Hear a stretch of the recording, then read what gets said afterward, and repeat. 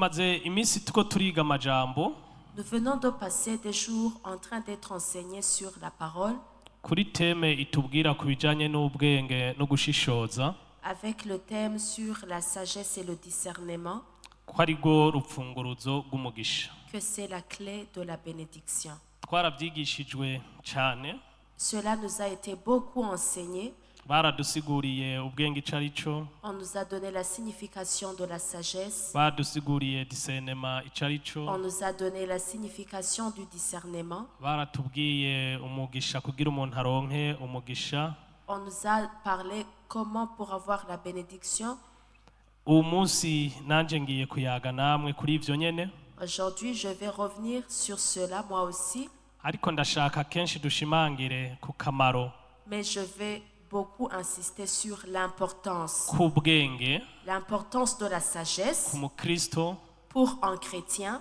tukiri muri ino si, Tant que nous sommes encore ici sur cette terre, tuko turanaja no mwijuru. allant aussi au ciel. Nivyo nshaka ko tuyagako, C'est le message que nous allons partager. nico numva mpwemu yari asize ku mutima wanje. C'est ce que le Saint-Esprit a mis à mon cœur. Ni kubera iki dusaba kugira ubwenge? Pourquoi est-ce qu'il nous est demandé d'avoir la sagesse? Ni kubera iki nk'umukristo bidusaba kugira gushishoza? Pourquoi est-ce qu'en tant que chrétien, nous devons avoir le discernement? Ni kubera iki nk'umukristo dutegerezwa kugira multiplication? Pourquoi est-ce qu'en tant que chrétien, nous devons avoir la multiplication? Ubwenge ni iki? Qu'est-ce que c'est la sagesse? Ubwenge, Bibiliya iratubwira ngo itanguro ry'ubwenge ni Kristo, no kubaha uhoraho. La parole de Dieu nous dit que le commencement de la sagesse est la crainte de l'Éternel. Ubu bwenge tuko turavuga La sagesse que l'on parle buratandukanye n'ubwenge twize mu mashuri. diffère de la sagesse que nous avons appris à l'école.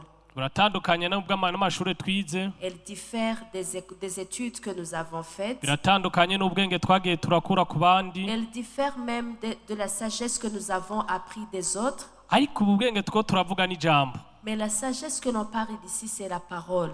Bibiliya nayo iratubwira ngo jambo ni Kristo. Et la Bible nous dit que la parole, c'est Christ. Utahure ko iyo tuko turavuga ubwenge, Comprends bien que lorsque nous parlons de la sagesse, tuko tuvuga Kristo. nous parlons de Christ. Kuko Kristo ni wagize vyose. Parce que c'est Christ qui renferme tout. Kuko Kristo niwe jambo. Parce que Christ, c'est lui la parole. Iyo rero tuvuga ijambo, Lorsque nous parlons de la parole, ubwenge twabonye ngo ubwenge ni jambo. nous avons vu que la sagesse, c'est la parole. Kandi iyo Bibiliya iduhamagarira kugira ubwenge, Et lorsque la Bible nous interpelle à avoir la sagesse, iduhamagarira kurimbura ivyagezwe biri mwa kino gitabo. il nous appelle à méditer les ordonnances qui Kuko sont dans atahandi ce livre, dushobora gukura ubwenge parce que nous ne pouvons pas trouver ailleurs la sagesse, atari hano hantu mwa kino gitabo. si ce n'est que dans ce livre. Ubwenge buri mu vyagezwe vy'Imana, La sagesse se trouve dans les commandements de ubwenge Dieu. buri mu majambo La y'Imana. sagesse se trouve dans la parole de Dieu. Turaza kubona neza aho Pawulo yabivuze Nous allons le voir là où Paul l'a dit, ko ubwenge bufise akamaro mu buzima bwacu. que la sagesse est utile dans Ni notre naco vie. gituma dutegerezwa kugira ubwo C'est bwenge. pour cela que nous devons posséder cette sagesse. Ubwo bwenge rero nta handi Nous tubukura ne pouvons pas trouver nulle part cette sagesse, atari mu ijambo ry'Imana. si ce n'est que dans la parole de Biradusaba Dieu. ko tuba mu ijambo ry'Imana. Il nous est demandé d'être dans la parole N'ubu de ngaha Dieu. turi hano, Même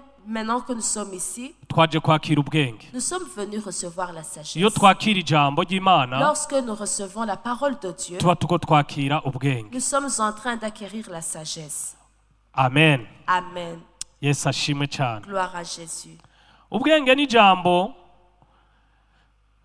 Ubwenge ni jambo La sagesse, c'est la parole ry'Imana.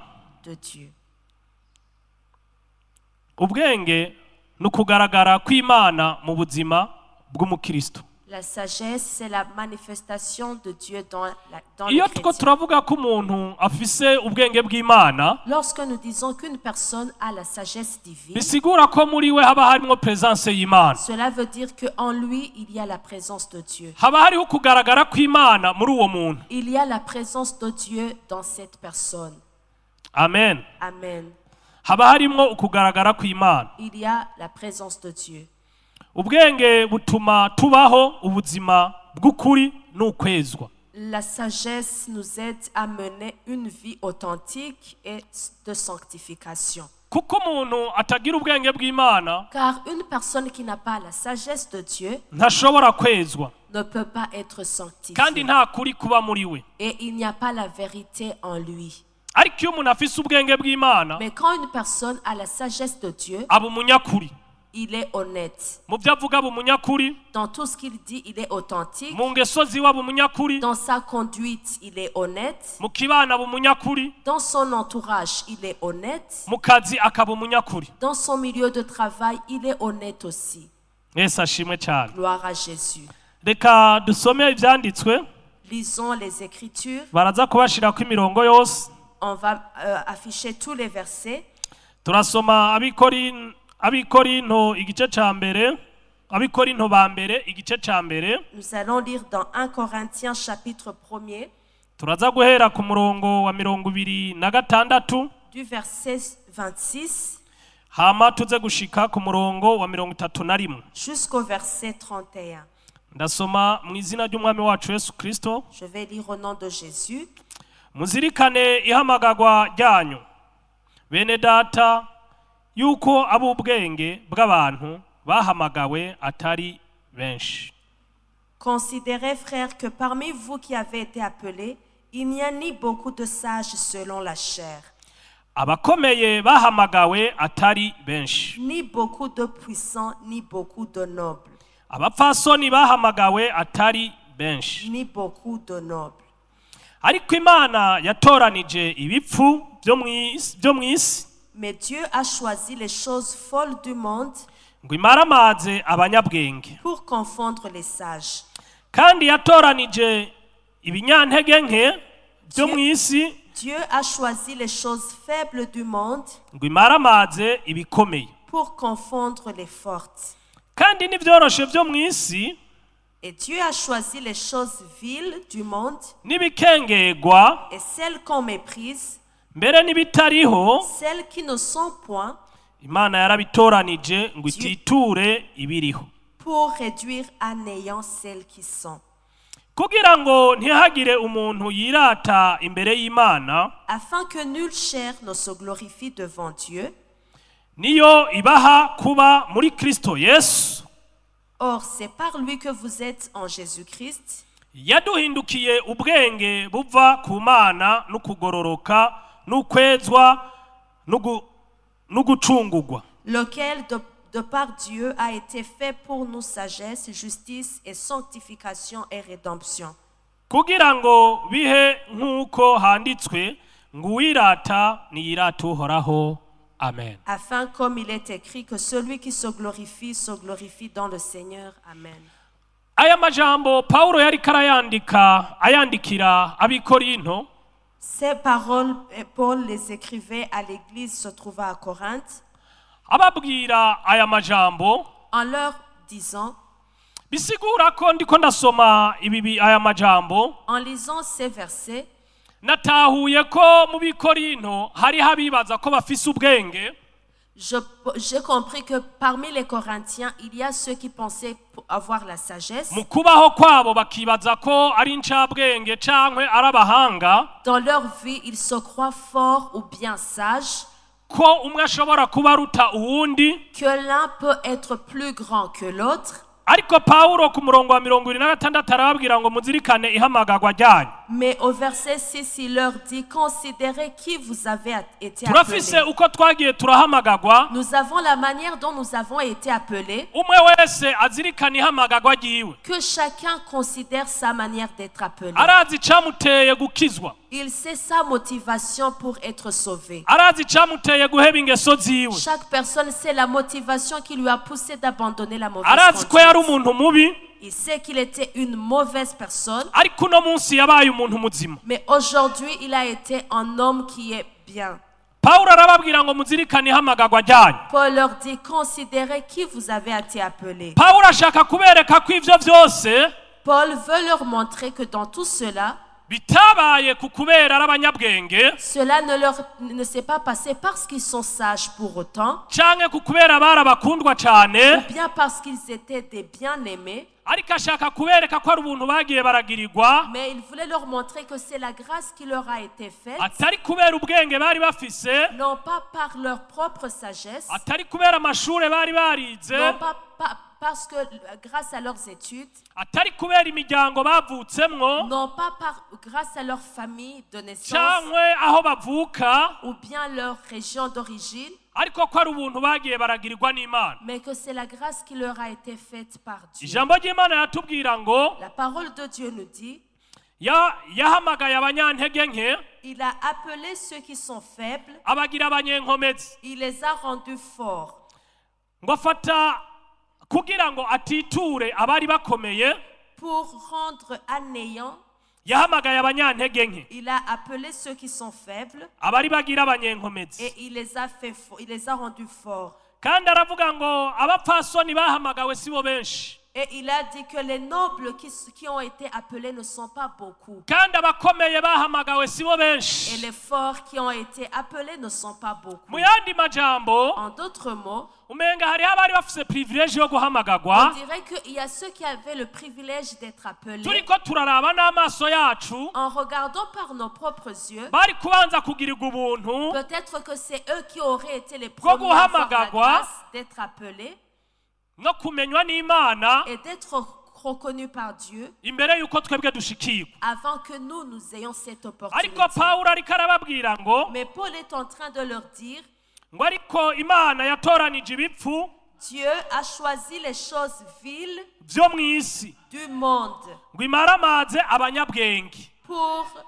réduire à néant celles qui sont. Yagiye mw'ibarabara itora twebwe ataco twari tumaze, Il est allé dans les carrefours, il a pris nous qui n'avaient pas d'importance. itora abantu ataco twari turi, Il a choisi les personnes sans valeur. itora abantu ataho twari duhagaze, Il a choisi les personnes sans. none sans uyu ri- munsi tuko turayivugira. Aujourd'hui, nous sommes ses ambassadeurs. Uyu munsi turi hano kubw'ubuntu bw'Imana. Aujourd'hui, nous sommes ici par la grâce de Dieu. Muri twebwe bamwe turi ngaha, Parmi nous, certains, ndazi ko hari bamwe twagiriwe ubuntu kuba duhagaze mwa kino kibanza. je sais que parmi nous, certains ont eu la grâce pour se tenir Kuba dans turi cette na hano i place. Bujumbura hari bamwe twagiriwe ubuntu. Pour être à Bujumbura, certains, c'est une grâce qui nous a été Hari faite. n'abari ngaha ku kubera twakiriye agakiza. Il y a même ceux qui sont ici grâce au salut que nous avons Ivyo rero reçu. Imana ntiyabikoreye abakomeye, Cela, Dieu ne l'a pas fait pour ceux qui sont forts. ariko yabikoreye abari boroheje. Il a fait pour les personnes qui étaient simples. Ifata ibipfu bitari bikwiriye, Il a pris ceux qui sont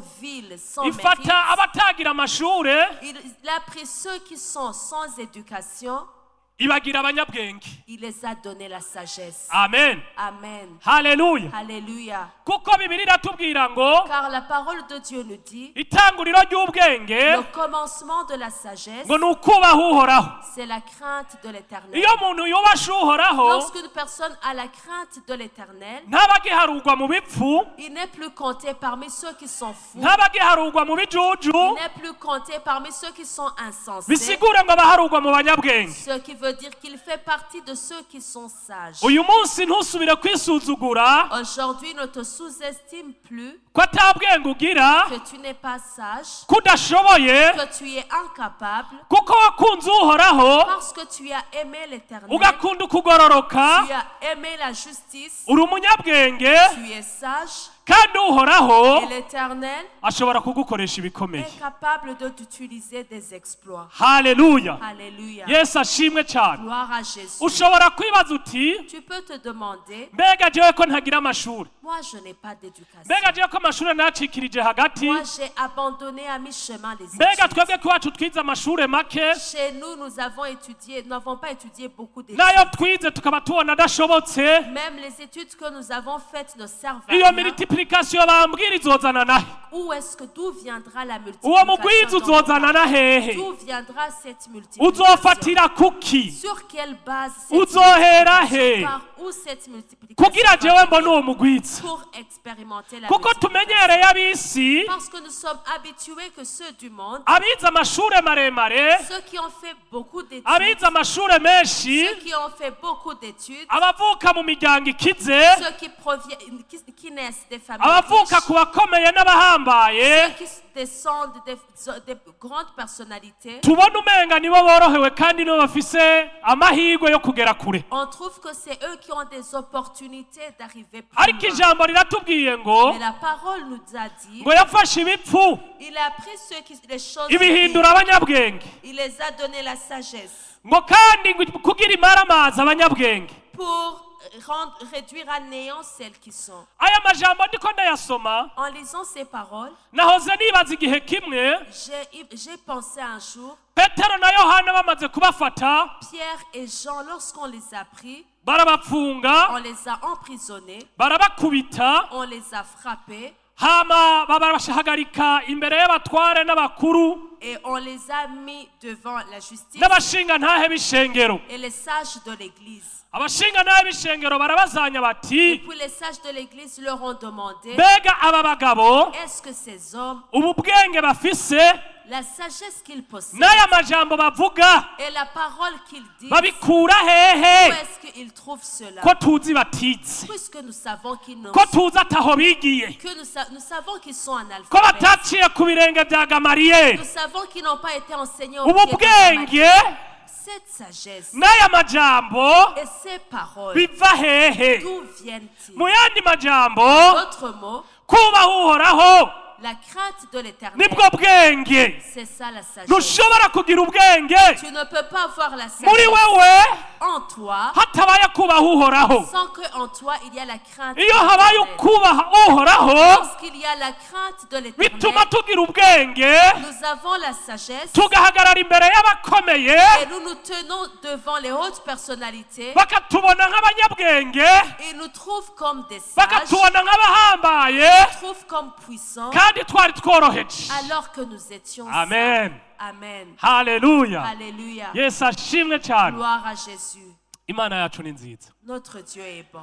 imana yacu ni nziza. Notre Dieu est bon. ngo abapfasoni si benshi sibo bahamagawe. Les nobles n'ont pas été appelés étant beaucoup. abapfasoni twibaza ko aribo bari guhabwa ijambo sibo barihawe. Les nobles qu'on pensait qui auraient pu avoir la parole ne l'ont pas eu. hari abo tubona umenga bari guhabwa ijambo mu ngo zabo, Il y a les personnes que l'on trouve qu'ils auraient eu la parole dans leur famille, ariko kuko hatabaye ukubaha uhoraho mais parce qu'il n'y a pas eu la crainte de l'éternel, ata jambo bigeze bahabwa. ils n'ont jamais eu la parole. haleluya. Alléluia. ariko uwubasha uhoraho wese Mais celui qui a la crainte de l'éternel, agakunda ibyo kugororoka qui aime la justice, ngo aramwemera. celui-là Dieu l'agrée. yesu ashimwe cyane. Que Jésus soit loué. ubwenge butuma La sagesse nous aide tubaho ubuzima bw'ukuri n'ukwezwa. de mener une vie de la vérité et de sanctification. tuko turavuga ku bijyanye n'ubwenge Nous parlons sur la sagesse. kuko igihe cyose abantu bose bamashaka umugwiza,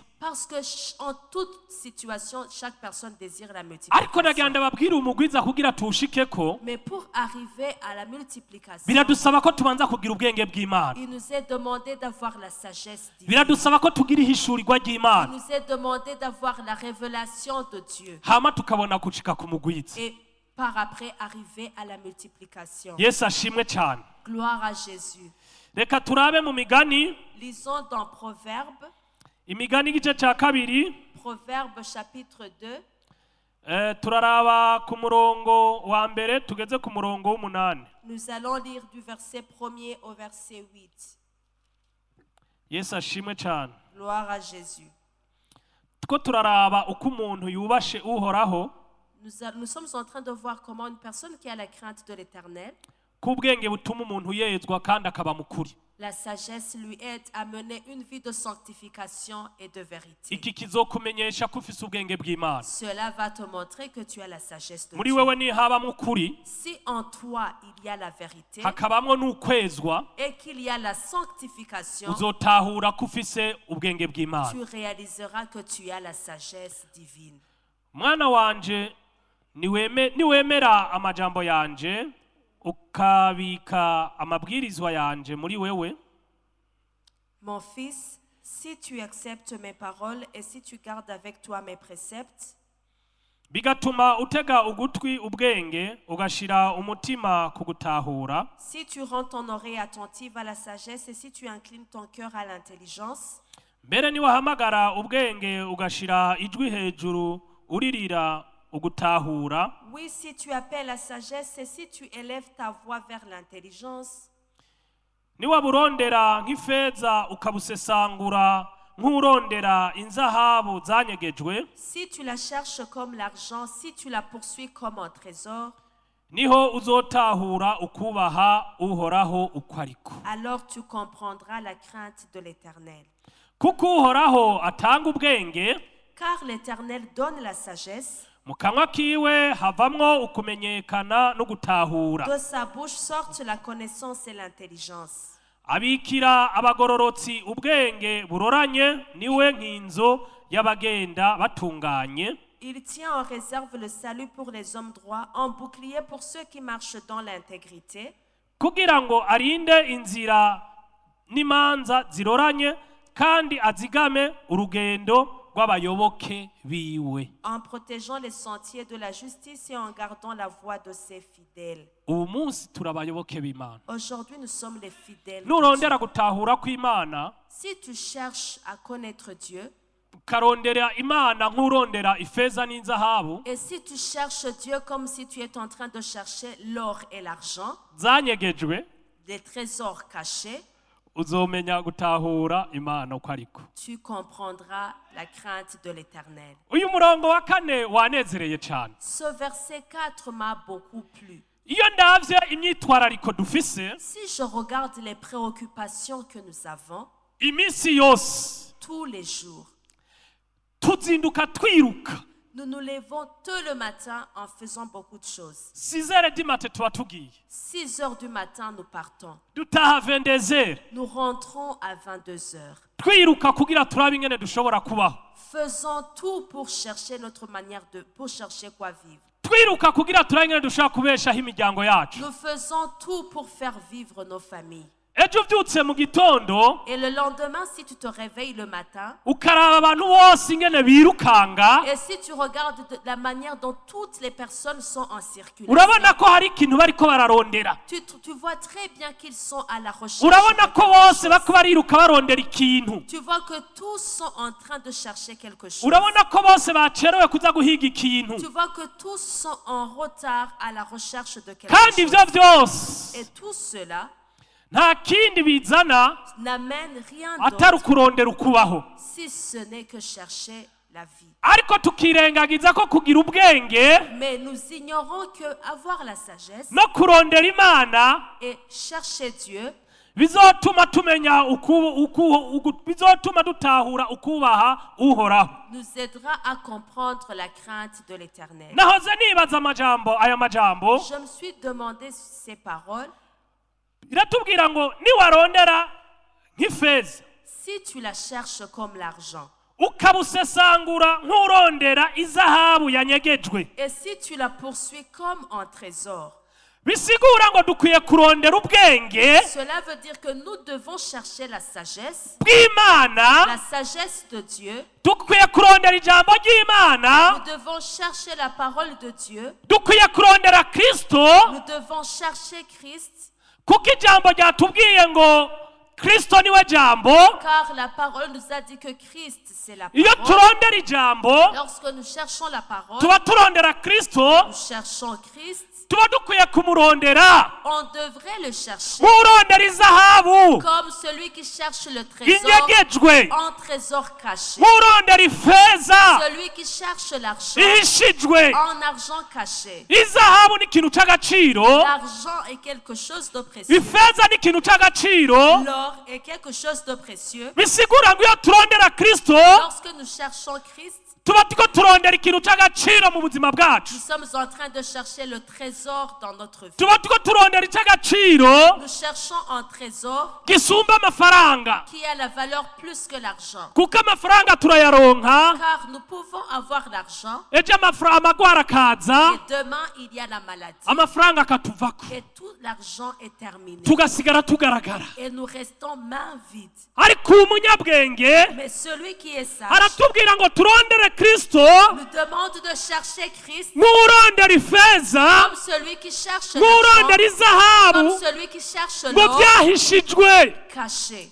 sinumva ko muko muravyumva nkuko ndiko Est-ce que ndabitahura vous êtes en train de le comprendre comme moi-même? dukwiye kurondera kristo Nous devons chercher Christ imbere ya byose avant toute autre chose, kurusha ibindi byose plus que toute autre erega chose. nico yariko arababwira C'est ce qu'il était en train de leur uwo dire. munyabwenge nico yariko aravuga Le sage, c'est ce qu'il était en train de yariko dire. avuga ngo mumurondere Il disait, cherchez-lui, murondere ubwenge cherchez la sagesse. ubwenge ni kristo La sagesse, c'est Christ. mumurondere Cherche-la nk'ifeza comme l'or zanyegejwe caché. ngo niho muzomenya gutahura C'est là où vous comprendrez kubaha la crainte uhoraho de l'Éternel, ico ari co ce que c'est. mu yandi majambo D'autres mots, aduhamagarira il nous appelle kuba mu ijambo de demeurer dans la dutahura parole. ivyanditswe Que l'on comprenne les Écritures. dutahura ibiri mu Que ijambo l'on comprenne ce qui est dans la aha niho hari parole. amaduruwa yacu C'est là où se trouve nos niho droits. tumenya ibyo dukwiye gusaba C'est là où nous reconnaissons Byo ce que nous tugirira devons akamaro. demander, qui pourrait nous être utile gusumba ibindi byose plus que toute autre chose.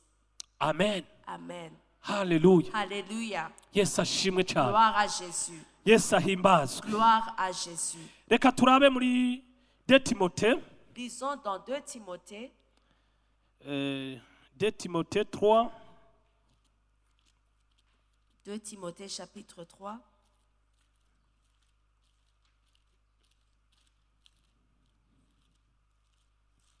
de timote chapitre 3 turahera ku murongo wa 14 Du verset 14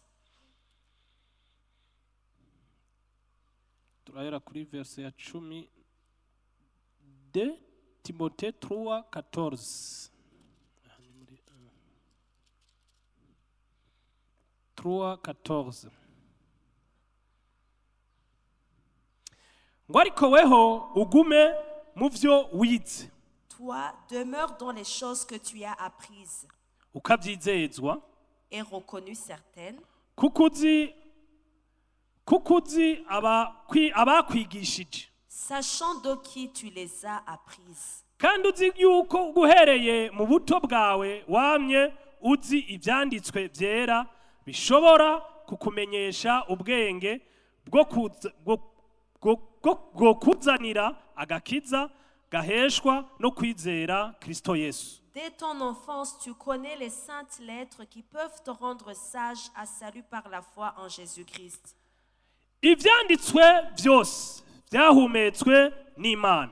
Toute écriture est inspirée de Dieu Kandi bigira ikimazi cyo kwigisha umuntu et utile pour enseigner, no kumuhana pour convaincre, no kumutunganya pour corriger, no kumutoza indero nziza mu kugororoka pour instruire dans la justice, kugira ngo umuntu w'Imana abe uwushitse afin que l'homme de Dieu soit accompli afise ibimukwiye byose et propre à toute bonne œuvre. ngo akore igikorwa ciza Et cose. propre à toute bonne œuvre. Amen. Amen. Aya majambo Paulo yariko yandikira Timoteyo Ces paroles, Paul les écrivait à Timothée. amubwira ngo ariko weho ugume mu byo wize, Il lui a dit de demeurer dans les choses qu'il a apprises, mu byo wigishijwe, dans les choses qu'il a été enseigné, mu byo wizera. dans ce que tu as reconnu certaines. Bisigura ko hari izindi nyigisho Ce qui veut dire qu'il y avait d'autres enseignements zinyuranye n'ibyo Paulo yari yarabigishije, qui sont différents des enseignements que Paul zinyuranye leur avait n'izo donnés. Paulo ijambo Yesu yari yarabasigiye. Différents du message que Jésus leur avait laissé. Nk'uko uno munsi turiko turabibona, Tel qu'aujourd'hui nous sommes en train de le voir.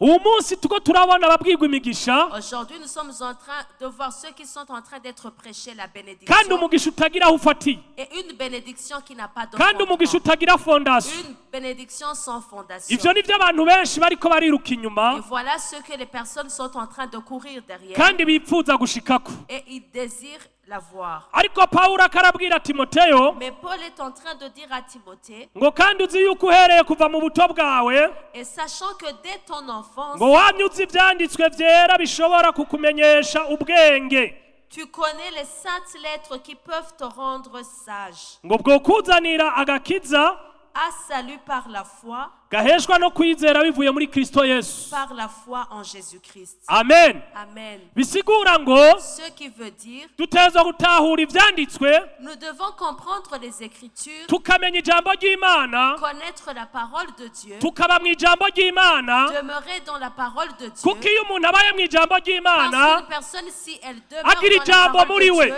il a une parole en lui. kandi byose byabayeho kubera ijambo. Et tout a été créé, a existé grâce à la parole. yavuze ijambo isi irabaho, Il a proclamé une parole et le monde a yavuze été ijambo créé. ijuru rirabaho, Il a dit la parole, avuga le ciel ijambo a été isi créé. itandukana n'ijuru, Il a dit la parole, le ciel et la terre ont été séparés. avuga ijambo isi itandukana n'ibiyaga, Il a dit la parole, la terre a été séparée avuga des mers. ijambo inyenyeri zirabaho. Il a dit la parole et les étoiles ont été bisigura ngo créées. byose ni ijambo. Ce qui veut dire que tout se trouve ata dans la jambo nacyo parole. ushobora gushikako, Sans la parole, tu ne peux arriver à rien. utagira ijambo nawe ushobora gushika. Sans la parole, tu ne peux aller nulle part.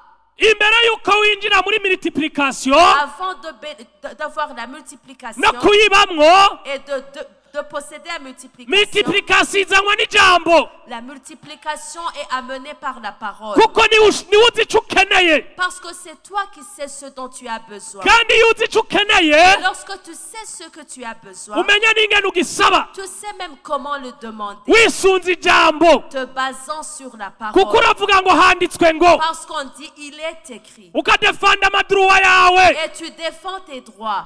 ukabwira Imana icyo ugomba, Tu dis à Dieu ce que tu désires. ukayibutsa amasezerano yayo Tu lui kuri rappelles twebwe ses promesses sur nous kugira iyashitse. afin qu'il les accomplisse.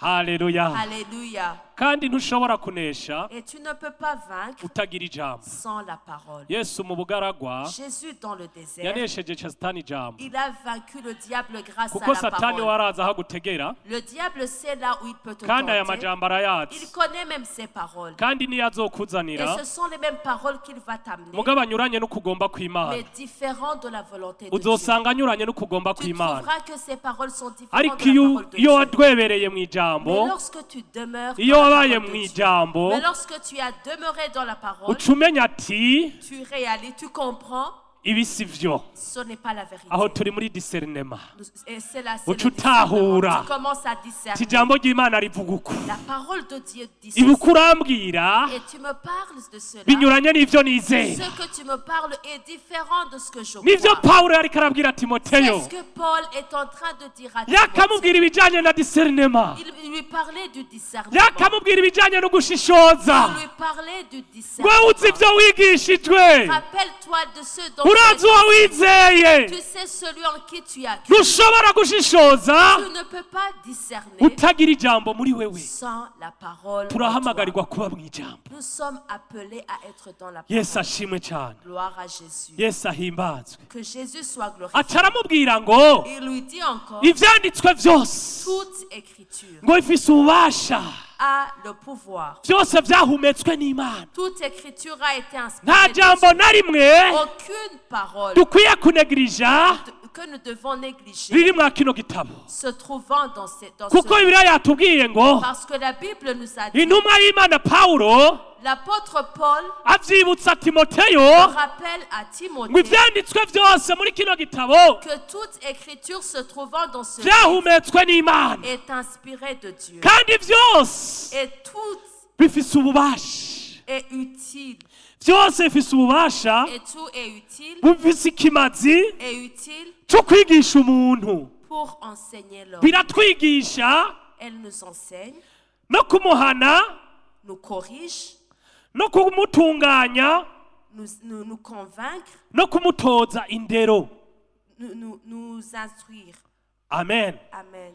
ngo kugira, Afin que, murabe ku murongo wa 17, verset 17, aca amubwira ngo il lui dit, ngo kugira umuntu w'Imana afin que l'homme de Dieu abe uwushitse, soit accompli, atari gice, non pas à moitié, yuzuye, complet, afise ibimukwiye ayant toutes choses, vyose. ayant toutes choses. Amen. Amen.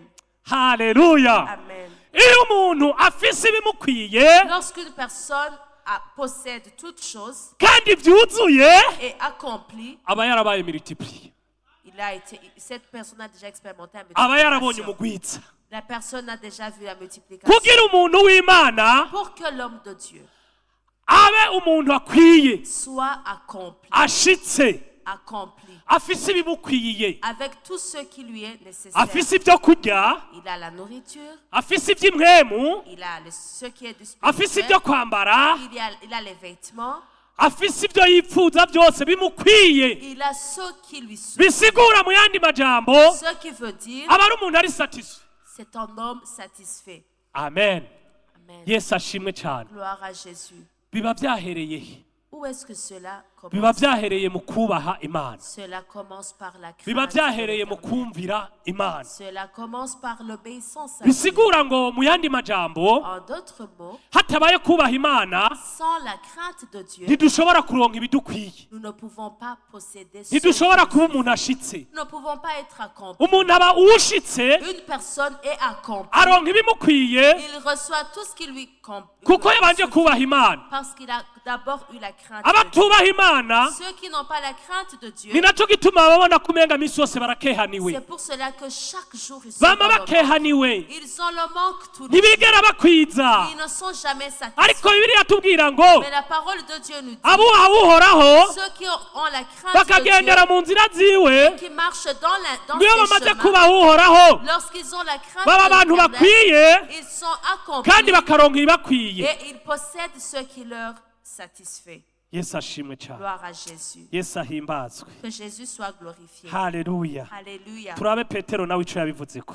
Nous allons Petero voir, wa mbere, lisons dans 1 Pierre, Petero wa mbere igice ca mbere, première épître de Pierre, chapitre 1er, Petero wa mbere igice ca mbere turahera ku murongo wa 13. du verset 13. Nuko rero mukenyere mu mitima yanyu, C'est pourquoi saignez les reins, mwirinde ibiboreza, mwizigire rwose ubuntu muzanirwa mu kuzohishurwa kwa Yesu Kristo.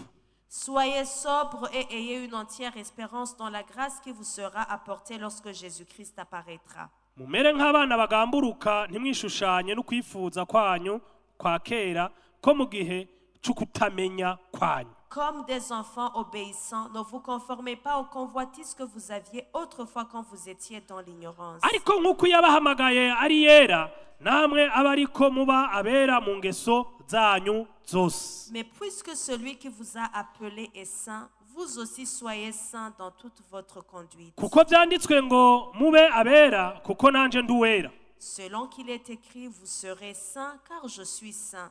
Kandi ko iyo mwambaza muyita so ariyo icira umuntu wese urubanza rukwiranye n'ivyo yakoze itarobanuye ku cubahiro mumare igihe cyo kuba inyambukira mutinya. Amen. Et si vous invoquez comme Père celui qui juge selon l'œuvre de chacun sans acception de personne, conduisez-vous avec crainte pendant le temps de votre pèlerinage.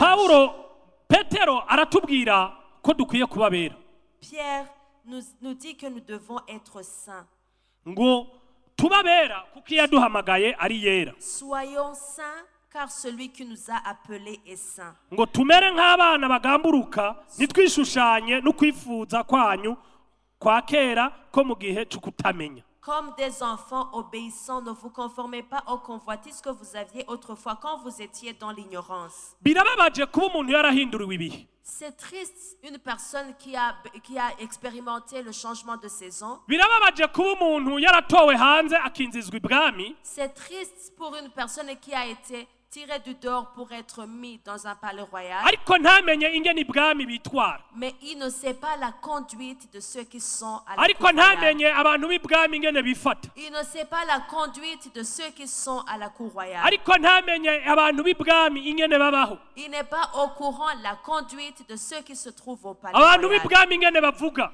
Le langage de ceux qui sont du palais royal. Abantu b'ibwami ingene bitwara. Le comportement de ceux du palais royal. Nivyo Petero yariko arababwira. C'est ce que Pierre était en train de leur dire. Mwe mwahinduriwe amateka. Votre histoire a été changée. mwahindutse abana b'Imana. Vous êtes devenus les enfants de Dieu. Nimukitware nk'uko mwahoze kera, Ne vous comportez pas comme vous le kuko faisiez ibihe autrefois, byahindutse. car les temps ont changé. Birababaje kubona umuntu yahindutse, C'est triste de voir une personne qui a changé, yakiriye Kristo nk'umwami n'ubuzima bwiwe, qui a reçu Christ comme Seigneur et Sauveur dans sa vie, amaze imyaka myinshi mwa buno bwami, qui vient de passer plusieurs années dans son ariko royaume, ivyiyumviro vyiwe bitigeze bihinduka, alors que ses pensées n'ont jamais été ubuzima changées. bwiwe butigeze buhinduka, Sa vie n'a jamais été changée. ingeso ziwe ntizigeze zihinduka, Sa conduite n'a jamais été na n'uno changée. munsi ingeso ziwe ntizirahinduka. Jusque même aujourd'hui, sa conduite n'a jamais Petero changé. nivyo ariko arababwira C'est ce que Pierre était ngo en train de nimukitware, leur dire. nimukishushanya n'ingeso mwahozemwo. Ne vous conformez pas à votre conduite du passé. Bisigura ngo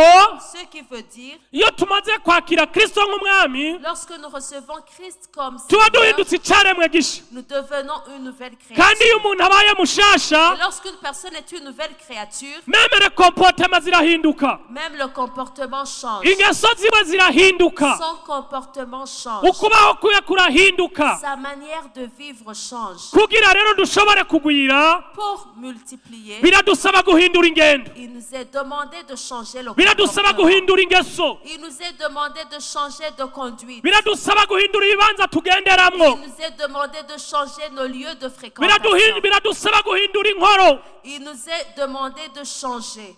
Amen. Amen. Yesu ashimwe cyane, Gloire à Jésus. Yesu ahimbazwe. Que Jésus soit glorifié. Biradusaba guhinduka. Il nous est demandé de changer. Petero arababwira ngo ntimukagume mu ngeso mwahozemo.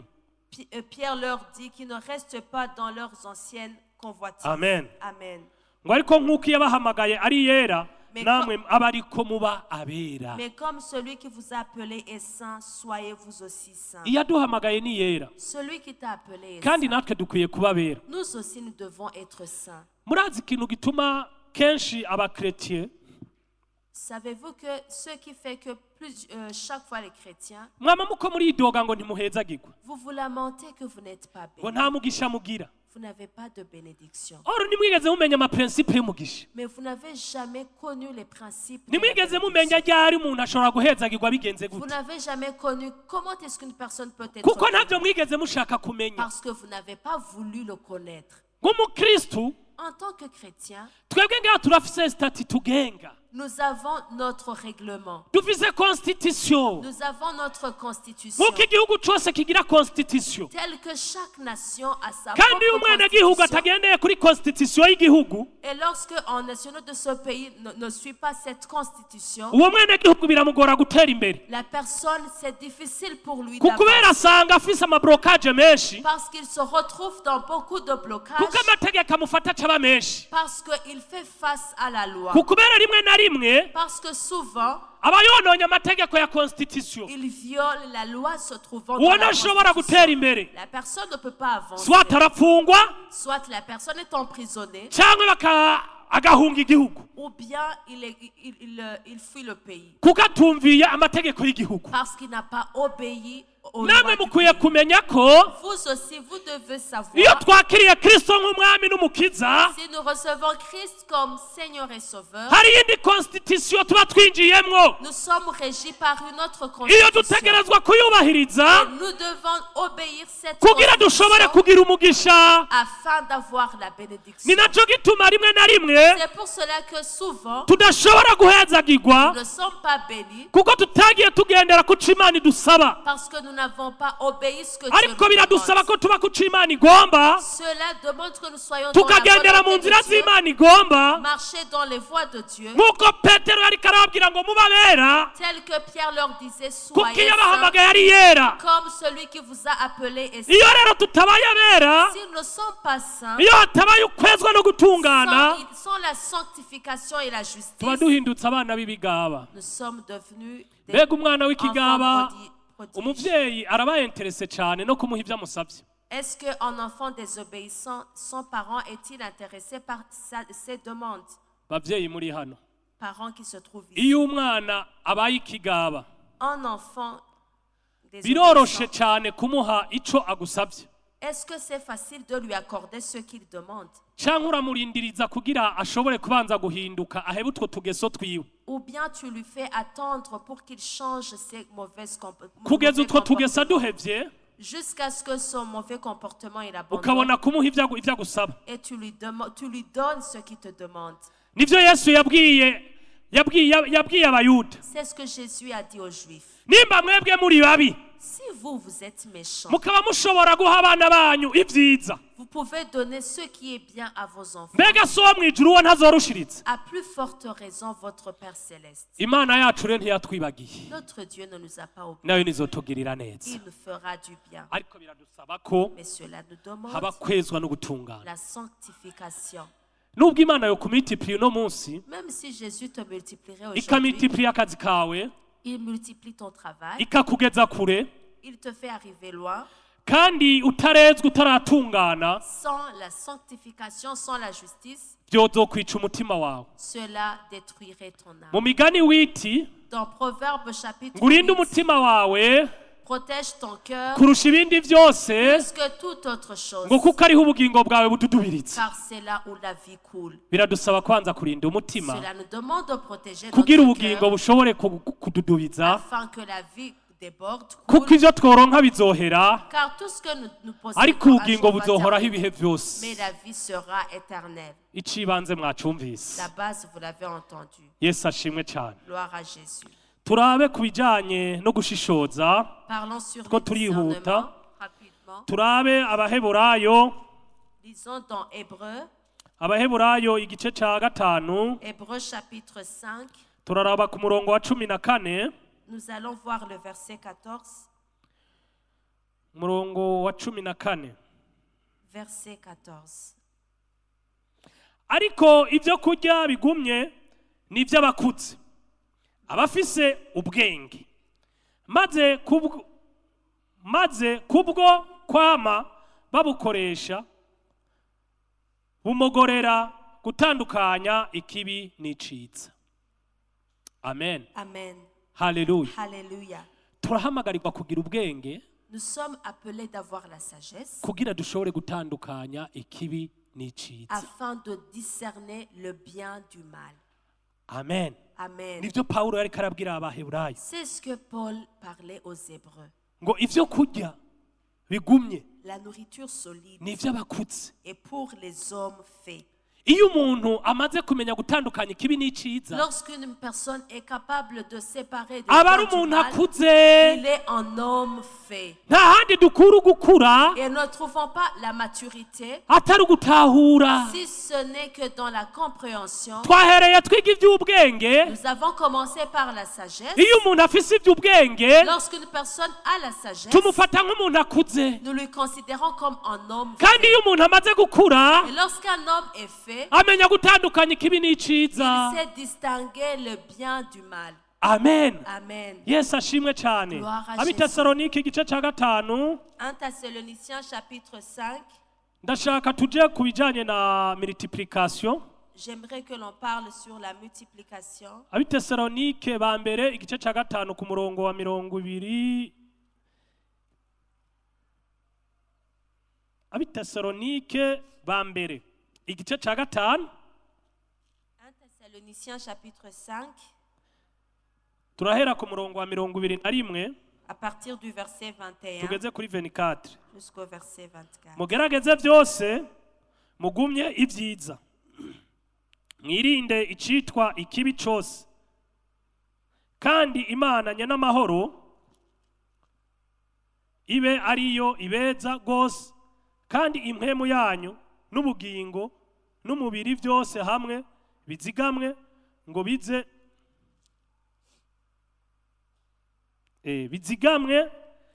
ngo bize bisangwe bitagira umugayo, aho umwami wacu Yesu Kristo azozira. Amen. Amen. Biradusaba ko impwemu yacu n'ubugingo bwacu bizigamwa Il nous est demandé que notre esprit et notre âme soient bize conservés bisanganire Kristo Yesu. pour qu'un jour cela reçoive Jésus. Erega Imana ntiyananiwe no kuduhezagira. Dieu n'a pas échoué à nous bénir. Hari aho idukeneye, Il y a un endroit là où il a besoin de hariho nous. n'ikindi dushakako. Il y a ce qu'il veut de nous. Umugwiza urahari, La multiplication est là. irahari, La multiplication est kandi là. turimwo. Et nous sommes dans la Ariko multiplication. biradusaba ko no kuba no mu Mana. Mais il nous est également demandé d'être dans le Seigneur. Kuko Imana iranezererwa no kubiduha Parce que Dieu se réjouit de nous no donner kubibamwo, et que nous soyons dans ce kandi irashaka ko tubaho neza. Il veut que nous menions une vie Ariko ikirushije agréable. ibindi byose, Mais ce qui a la valeur plus qu'autre chose, irakeneye ubugingo bwacu. il a besoin de notre âme. Ko Yesu azosanga bwejejwe, Pour que Jésus, lorsqu'il reviendra, ko Yesu notre- azosanga butunganye. que notre vie sera sanctifiée à son avènement. Amen. Amen. Tuje kuri clé de la multiplication. Nous allons voir la clé de la multiplication. Twamaze kumva ibijanye n'ubugingo, Nous avons vu ce qui concerne twamaze la kumva table. ibijanye n'ukwezwa no gutungana. Nous avons parlé sur la Reka rero turabe sanctification. iby'umugisha navyo. Parlons sur la bénédiction. Amen. Imigani, imigani gatatu, Proverbe chapitre 3. turaza gusoma ku murongo wa 15. Nous allons lire le verset 15. Tugeze ku murongo wa 10. ju- Turaza gusoma ku murongo wa 5. Du verset 5 Tugeze ku murongo wa 10. jusqu'au verset 10 Ca duhera kuri 13 tugeze kuri 18. et du verset 13 à 18. Wumve urupfunguzo rw'umugisha. Tu vas entendre la clé de la Ikizoguhesha bénédiction. umugisha. Ce qui va te donner la Icyarico. bénédiction. Qu'est-ce qui va te donner la bénédiction? Wizigire uhoraho umutima wawe n'umutima wawe wose. Wizigize uhoraho umutima wawe wose. Kandi ntiwishimikirize ubwenge bwawe. Abibaza ko bashobora kuzotunga cyangwa bakagwira kubw'ubwenge bwabo, ariko ijambo ritubwiye ngo twishimikize uhoraho, twizigize umutima wacu uhoraho, ntitwishimikirize ubwenge bwacu. Ceux qui pensent qu'ils auront la bénédiction, la multiplication grâce à leur sagesse, la Bible nous a dit que l'on confie en l'Éternel de tout notre cœur et que l'on ne s'appuie pas sur notre sagesse. Umviriza umugwiza ahuri. Umumenye mu ngendo zawe zose, nawe azogorora inzira zawe. Ntukiyite umunyabwenge wewe ubwawe, utinye uhoraho uve mu bibi. Ivyo bizogutera kunonoka mu mubiri no kugira umusokoro mu magufa yawe. Wubahishe uhoraho ibintu byawe. Murumva urupfunguzo rw'umugisha. Est-ce que vous entendez la clé de la bénédiction? Wubahishe uhoraho ibintu byawe. Honore l'Éternel avec tes biens. Amafaranga yawe yubahe uhoraho. Que ton argent honore Amafaranga l'Éternel. yawe akorere uhoraho. Que ton argent sert l'Éternel. Abawe bakorere uhoraho. Que les tiens servent Imodoka l'Éternel. yawe ikorere uhoraho. Que ta voiture sert l'Éternel. Akazi Imana yaguhaye gakorere uhoraho. Que le travail que Dieu t'a donné Ibyo serve utunze l'Éternel. byose bikorere uhoraho. Que tout ce que tu possèdes serve l'Éternel. Alléluia. Alléluia. Aho niho hari umugisha. C'est là où se trouve la Umugisha nukora bénédiction. kuvuye mu ijuru. La bénédiction ne tombe pas Umugisha du ciel. nukora kutibutse. La bénédiction ne vient pas par Umugisha hasard. ntituzohurira mu nzira. On ne croisera pas la bénédiction dans le chemin. Ntibabahende. Qu'on ne vous trompe pas. Ntibabahende. Qu'on ne vous trompe Mwubahishe pas. uhoraho ibintu byawe byose. Honore l'Éternel avec tous tes biens. Aho niho hari umugisha. C'est là où se trouve ta bénédiction. Aho niho hari C'est umugisha. là où se trouve la bénédiction. Haleluya. Alléluia. Yesu ashimwe cyane. Gloire à Jésus. Yesu ahimbazwe. Gloire à Jésus. Wubahishe uhoraho ibintu byawe. Honore l'Éternel avec tous tes biens. Aburahamu amaze gutanga umwana wiwe, Abraham, après avoir donné son fils, umumarayika araza aravuga ngo ndirahiye l'ange est venu et dit, je jure par ngo moi-même, kukoze ivyo puisque tu fais cela, ukaba umpaye umwana wawe que tu ne m'épargnes pas ton kandi ari fils, kinege, alors qu'il est unique, ndirahiye je jure par moi-même, nzokugwiza, je te multiplierai, nzokwagura. je t'élargirai. Alléluia. Ashimwe cyane. Gloire à Jésus. Yamubwiye ngo nzokugwiza, Il lui a dit, je te multiplierai, nzokwagura, je t'élargirai. uruvyaro rwawe ruzongana nk'umusenyi wo ku kiyaga, Et ta descendance sera comme du sable. uruvyaro rwawe ruzongana nk'inyenyeri zo kw'ijuru, Ta descendance sera multiple comme les étoiles. uruvyaro rwawe ntiruzoharurika, Ta descendance ne sera pas comptée. kuko yubahishije uhoraho Parce qu'il a honoré l'Éternel umwana wiwe, avec son fils. kandi yari kinege, Alors qu'il était unique. kandi yari Il kinege. était unique. Ushobora kwibaza ngo two mfise Tu turankwiye, peux dire tout ce que j'ai, ça me suffit. nutugumana Moi seulement. tuzoguma uko nyene, Si tu gardes cela, ça restera comme nutugumana cela. tuzoguma uko Si tu nyene. gardes cela, cela va rester. Erega de la même n'Aburahamu yatemera kumutanga ari Et kinege, Abraham, s'il n'aurait pas accepté de ntiyari lui kuba donner, multiplié. il n'aurait pas été multiplié. Biradusaba gukorera Il Imana, nous est demandé de servir. biradusaba l'Éternel. kwitanga, Il nous est demandé de nous sacrifier. marigre ubuzima tubayemwo. Malgré notre vie. Ibi iyo tubivuga muvuga ngo tubasaba amafaranga, Lorsque nous disons cela, vous ariko pouvez dire, nous ntitubasaba demandons amafaranga, l'argent. On ne vous demande pas l'argent. ayo tujya turayafise, Nous avons l'argent qui nous kandi suffit. kubaho turabayeho. Et nous vivons. Ibi ni inyungu zanyu, C'est pour votre kugira intérêt, umuntu ashobore kuronka ibi by'Imana yamusezeraniye. afin qu'une personne possède les Sino promesses de twozova Dieu. mw'isi ataco turashikako, Sinon, nous quitterons la sino terre sans twozova rien mw'inosi posséder. ataho turagera. Sinon, nous Biradusaba quitterons ko cette terre sans twitanga, rien. Cela nous demande de nous biradusaba ko sacrifier. twitanga. Il nous est demandé Petero de yaravuze nous ngo sacrifier. twege twahevye ivyacu, Pierre a dit, nous avons ngo laissé, tugaheba abana bacu, nous avons laissé nos tugaheba enfants. ibyacu byose, Nous avons laissé tous nos tukagukurikira. possessions et nous t'avons suivi. Ibi bintu tubifisemo inyungu nki? Quel intérêt avons-nous dans cela? Tuzosumbushwa iki? Qu'est-ce qui nous sera donné en retour? Yari yarahevye uburovyi bwiwe, Il avait abandonné sa yari pêche. yarahevye ubwato Il bwiwe, avait abandonné son yari bateau. yarahevye insenga Il ziwe, avait abandonné ni ses kenshi filets. yasize amafi ku kiyaga, Il y a plusieurs kandi yari jours, yarayijora yarondera, il a laissé les kandi ariyo poissons yari akeneye. et il les en Mu yandi avait majambo besoin. yahevye ubutunzi bwiwe, En d'autres mots, il a akurikira Kristo abandonné la Yesu. richesse et a suivi Ariko Yesu Jésus. aramubwira ngo Jésus lui dit, ngo ntawe ahevye ibyiwe nul n'a abandonné atazobishumbushwa et umurengera. qui n'en sera pas redonné Iyo habaye davantage. kurekura, Lorsqu'on abandonne, iyo habaye gutanga, lorsqu'il y a le mot haba donner, kugwirizwa. il y a la multiplication. Ukuboko kurekura niko La kwakira. main qui donne, c'est Iyo celle même qui tutabivye, reçoit. Si nous ne semons pas, ntidushobora on kwimbura, ne peut pas moissonner. ntidushobora Nous ne kwimbura. pouvons pas moissonner. Matayo igice cya 28, Matthieu chapitre igice 28, c'icenda verset 9, havuga il est écrit, Yesu yararungitse abigishwa c'est Jésus qui a envoyé ababwira ngo les genda disciples mwigisha amahanga, pour aller prêcher dans les nations, muyahindure d'échanger des kugira bose disciples abigishwa. afin qu'ils deviennent tous Ni des nayo disciples. misiyo yabahaye, C'est la mission qui leur ni a nacyo confiée. gituma natwe umunsi turi Pour hano, cela que nous aussi nous natwe sommes twabaye multipliye avons été ku multipliés kubera batwitangiye, grâce à ceux qui babanje nous ont dépensé. kwitanga, Ils se sont batanga sacrifiés. ubutumwa. Ils ont prêché la nouvelle Ubu bonne munsi nouvelle. natwe turi hano. Aujourd'hui, nous sommes ici, Bantu nous aussi, b'Imana. peuple de Dieu. Kora, Travaillez, kora travaillez. muri bikufise, Dans le peu que tu as, kora. travaillez. Aho niho hari umugisha. C'est là où se trouve la bénédiction. Ntibaze bababeshe, Qu'on ne vous trompe niho hari pas. umugisha. C'est là où se trouve Umugisha la no gukorera bénédiction. Imana, La bénédiction, c'est de Dieu, hamukezwa, sanctifier hamugatungana. et marcher dans l'intégrité.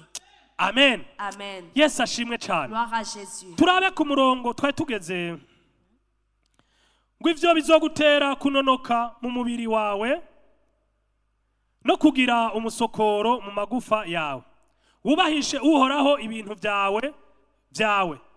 Bona umushuzo w'ivyeze byawe byose, umushuzo w'ivyeze n'ivyo mu murima Les prémices, tuvyubahishe uhoraho. même ceux qui se trouvent dans nos champs. Qu'on ne leur Udafise met icyo jamais. ushikanira Imana, Si tu n'as rien à offrir ukaba à Dieu, wimbuye umuceri, et si tu as fait la tora ibiro récolte du bitanu by'umuceri ubizane ngaha. prends 5 kilos de riz. hano avec hariho la umuntu riz. akeneye kurya umuceri adaherutse kurya Ici, umuceri il y a une personne qui a besoin de ce riz. pasiteri arabaza azowubaha Le pasteur les connaît bien, il leur baje en donnera. kuwufungura Ils mangent ce uwo riz. munsi bashima imana Ce jour, ils vont niwarose glorifier ibiro Dieu. by'ibiharage Si tu as reçu wararimye des kilos de ukimbura ibiraya haricots, tu as récolté des pommes bitange de terre. hariho Offre abakeneye cela. kurya ibiraya Il y a ceux qui ont besoin des bazobifungura pommes de batagira terre. ico bafungura Ils vont manger cela. nivyo nikuriye mu mutwe wanje Est-ce que c'est Si ce que ijambo je trouve dans ry'Imana ma ribivuga. tête? C'est la parole de Dieu. twubahishe uhoraho n'ivy'umushuzo vyacu Avec, Vy'ivyezi. avec les prémices de tout notre revenu. ngo niho ibigega vyawe bizokuzura vyongerekane kandi n'amato yawe azosesekara imitobe Et tes cuves regorgeront d'eau mou. mwumvise Est-ce que vous Aho avez niho hari entendu? umugisha. C'est là où se trouve la bénédiction. ejo ntihagire umuntu akubwira mw'ibarabara ngo urahura na envelope Que demain, tu rencontres personnes qui te disent, tu vas avoir l'enveloppe. ivyo babimpenze kenshi On m'a beaucoup menti en me bivanye disant n'iyo cela. twahoze n'aho twari turi Dépendant de là où nous étions dans le umuntu passé. kugira kwiba akakwaka utwawe Une personne pour te voler, te piller, akakubwira ngo ejo uraza guhura na envelope il te disait, demain tu auras l'enveloppe. ngo hari envelope ije ndiko ndabona ku bwawe Je vois une enveloppe là qui vient pour Ivuye toi. hehe? D'où vient cette enveloppe? ayo mahera uwo muntu azoba yataye azoba yaruwahe Qui va perdre cet nta argent? n'umwe Nul. amen Amen. ngo cakira inzu Reçois la maison. ninde yayivuyemo yayitaye Qui a quitté la maison? ngo cakira imodoka Reçois la uwayitaye voiture. ninde Qui a perdu cette nta voiture? n'umwe Personne. kuronka umugisha no gukorera imana Avoir la bénédiction, c'est servir Dieu. amen Amen. haleluya Alléluia. yesu ashimwe cyane Gloire à Jésus. aha two turitandukanya namwe utazogwira Celui qui ne va imana pas être ntizobiduharure multiplié, ko ataco twakoze que Dieu cela ne le compte pas ko sur ataco nous. tutavuze Que nous n'avons pas parlé ou tuko prêché. turabibabwira Nous sommes en train de vous le abazobikora dire. bazobona ukuboko kw'imana Ceux qui vont le pratiquer Abazobibona verront la main de bazogwira. Dieu. Ceux qui vont le pratiquer verront abazobikora la... bazogwira Ceux qui vont le kuko pratiquer ijambo verront la ry'imana ntiribesha multiplication. Car la parole de ijambo Dieu ry'imana ne ment pas. ntiribesha La parole de ijambo Dieu ne ry'imana ment pas. n'ukuri La parole de Ibi Dieu, c'est ndababwira la ndabizi, vérité. Ce que narabibonye. je vous dis, je l'ai expérimenté. kandi na n'uno munsi ndacakora Et jusqu'aujourd'hui, je travaille kuko hari encore. aho nshaka kugera Parce qu'il y a un niveau aho où je nshaka vais kugera arriver. sindahabona Et je n'ai pas encore aho vu nshaka là où kugera j'arrive. sindahashika Je ne suis pas encore ni naco arrivé gituma là où bintera je veux. intege kubandanya C'est nkora pour cela que ça ni naco m'encourage gituma bintera intege à kubandanya travailler. mbiba Ça m'encourage kugira à nshobore semer gushika aho nshaka afin de pouvoir kugira arriver nshobore là où je veux, kwimbura. afin de pouvoir moissonner. nimuze murya imbuto Ne mangez pas la semence. imbuto ntituyirya On ne mange pas la semence. umurimyi Un iyo cultivateur, imbuto yegereje lorsque, bivanye n'aho nakuriye niyo twabaye dépendant de mon origine et de nos twaremera avoirs, tukarya amakubi on acceptait de tukarya manger, amarara ibi mwebwe mwitwa isombe ryoryo riba ryagiyemo ikindi kintu de sinzi manger les légumes. tukarya amarara Nous mangeons les mugabo légumes, umuntu les akemera feuilles, akabika imbuto mais on acceptait de kugira conserver imbuto la umuntu semence azoyitere afin de pouvoir la semer hama azoshobore kwimbura ibyo ashobora kurya igihe kinini et moissonner ce qu'il va manger papa pendant une benjamin longue période. ndabesha we nturi ivyo ntubizi Est-ce papa Benjamin, tu ne le connais pas? imbuto ntituyirya turayibika On ne mange pas la semence, on la turayitera conserve. On la sème. amen Amen. uri n'ugutwi niyumve Celui qui a l'oreille, qu'il entende. turaraba ku murongo wa 13 Verset 13. ngo hahigwa umuntu yironkera ubwenge n'umuntu aronse ugutahura ngo kuko inyungu zabwo ziruta iz'ifeza kandi ivyo bwunguka biruta izahabu zitarimwo inkamba burusha igiciro utubuyenge twitwa marijani kandi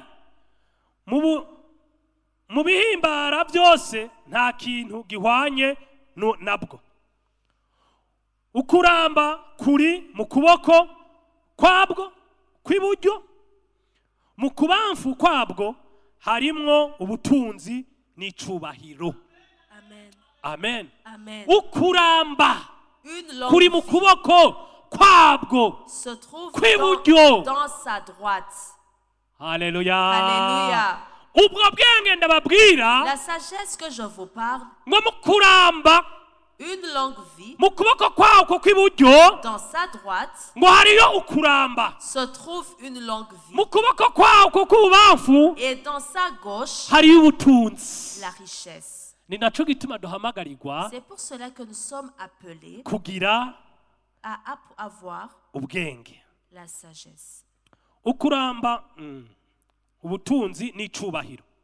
Murumva ko ega hari igihe umuntu agira ubutunzi ntagire icubahiro. Une Ivyo personne ntabyo peut muzi. avoir la richesse, mais sans Ugasanga la umuntu gloire. yaratunze mugabo arasuzuguritse. Une personne est riche, mais sans estime. Ugasanga umuntu n'umugwiza atunga ariko arasuzuguritse. Une personne, c'est un grand homme d'affaires, mais sans valeur, Nta cubahiro agira. sans gloire. N'abana yivyariye Même les enfants, ses ugasanga enfants ntibanamwubaha. ne le respectent pas. Habuze iki? Qu'est-ce qui manque? Habuze ubwenge. La sagesse. Ariko Mais ugasanga utagira ubutunzi tu trouves une personne sans la afise richesse, icubahiro il a la gloire kurusha uwutunze plus que celui qui est kubera riche atunze ubwenge. parce qu'il possède la sagesse. Haleluya. Alléluia. Yesu ashimwe cyane. Gloire à Jésus.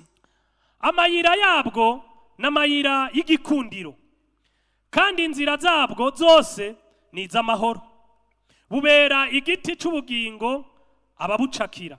Hahigwa umuntu wese abwugamako abwumirako. Amen. Amen. Hahigwa umuntu yumira kuri ubwo bwenge. Heureux celui qui en possède. Yesu ashimwe cyane. Gloire à Jésus. Yesu ahimbazwe. Que Jésus soit glorifié. Umwami Yesu Kristo Que le Seigneur no Jésus, dukwiye kumirako. c'est à lui que nous devons, Nta wundi dukwiye kumirako à nous, notre personne, nous devons nous attacher kuko à aho lui. niho hari ubwenge. Parce que c'est là où se trouve la Nivyo sagesse. Dawidi yabwiye umuhungu wiwe Salomo Ce que David a dit à son fils Salomon, ngo uze wamurimbura amajambo ari mu vyagezwe, médite la parole se trouvant ngo dans uze wubaha uhoraho crains l'Éternel mu vyo uzobamwo n'ivyo dans uzogenderamwo, tout ce que tu feras et dans toute ta ngo conduite. niho uzogira ikiganza ciza C'est là où tu auras la mu vyo bonne main, uzokora dans tout ce que tu feras no mu kubaho kwawe kose. et dans toute ta vie. Umwami Yesu abahezagire, Que le Seigneur Jésus vous umwami bénisse, Yesu abagirire neza que le Seigneur Jésus vous fasse du kandi bien abagwize. et qu'il vous multiplie. Imana ibaha umugisha. Que Dieu vous bénisse. Duhaguruke. Levons-nous. Uyu munsi ndakugira inama guha agaciro ubwenge bw'Imana. Aujourd'hui, je te conseille de donner la Ibindi valeur. uzobihabwa nk'inyongera. Le reste te sera donné par Vuga dessus. uti mwami wanje, mwami wanje, ijambo ryawe riravuga ngo ubuze ubwenge nabusabe kuko igabira byose, kuko igabira wese atakinubwe. Uyu munsi nje kugusaba ubwenge. Ndakeneye ubwenge bwawe, ndakeneye gutahura. Nyigisha kubiba mu nzu yawe, nyigisha kugutangira mu izina ryawe. Ibyo wampaye ni ibyawe. Naje mu isi ataco nzanye kandi nzova mu isi ataco ntwaye. Mu bwenge no gutahura aho nkwiye kubiba kugira ngo nkiriho nzokwimbura inshuro ibihumbi nk'uko wabikoreye Isaka. Kandi nimva muri ubu buzima nzosange mu bugingo budashira ibyo nabibye nkiriho bindindire nk'impera aho ingese zidashika. Urakoze mwami. Imana ibampera umugisha.